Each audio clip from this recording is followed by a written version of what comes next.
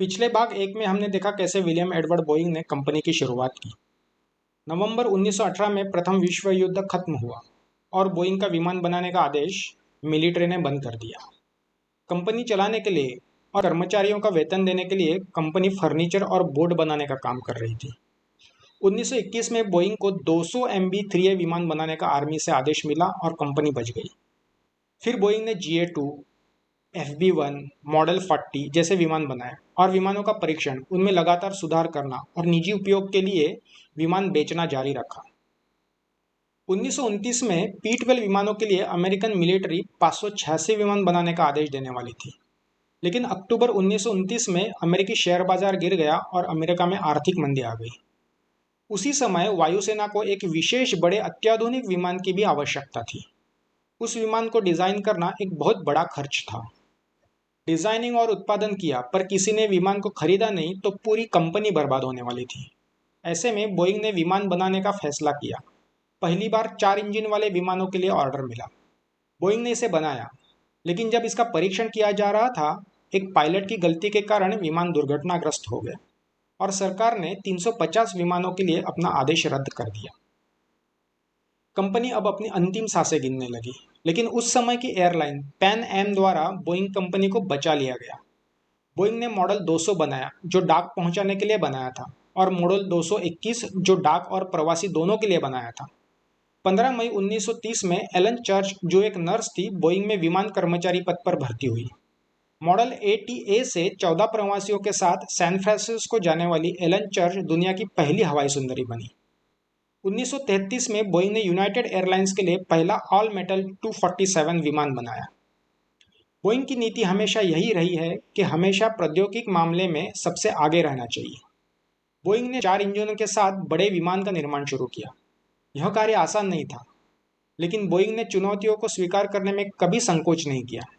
लेकिन इसी समय बोइंग का United Airlines, Pratt and Whitney, US mail कंपनियों के साथ संबंध तोड़ने के लिए मजबूर किया गया और विश्वास विरोधी, जिसे एंटी ट्रस्ट कानून, पारित किया गया।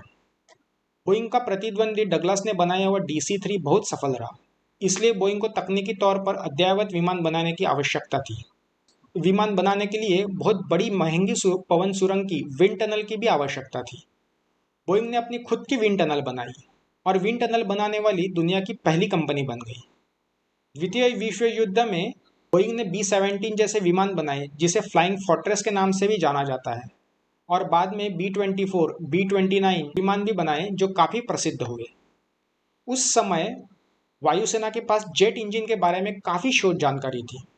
वायुसेना के साथ इनके करीबी संबंधों ने इसे जेट इंजन के बारे में बहुत अंदर की बात पता चली। उस समय बोइंग को ME-262 नामक एक जर्मन जेट के बारे में जानकारी मिली। बोइंग ने जर्मन जेट पर हवा की सुरंग, विंड टनल में तुरंत उसका परीक्षण किया। उन्होंने महसूस किया कि जेट इंजन के वास्तविक लाभ के लिए जर्मन जेट के डिजाइन को बदलना होगा। उन्होंने विमान के पंखों का डिजाइन बदल दिया। डगलस और लॉकहीड के पास अपनी खुद की पवन सुरंगें नहीं थी। बोइंग ने अपनी बड़ी पवन सुरंग को बनाने के लिए बहुत पैसा खर्च किया था, ताकि जल्दी से जल्दी वो विमान का परीक्षण कर सके और विमान का निर्माण कर सके। बोइंग ने B-47 और B-52 बॉम्बर्स को अपनी खुद की पवन सुरंग के बल पर और जर्मन जेट के फाइटर्स की जानकारी के आधार पर बनाया। इसने बोइंग के नाम को जेट तकनीक में बहुत लोकप्रिय बना दिया। आगे बोइंग ने $600 करोड़ की लागत से 2000 B-47 विमानों का निर्माण किया। यह इतना सफल था कि अमेरिकी सरकार ने उन्हें बहुत शक्तिशाली B-52 विमान बनाने का ठेका दिया। आगे जेट और अंतरिक्ष का युग आने वाला था।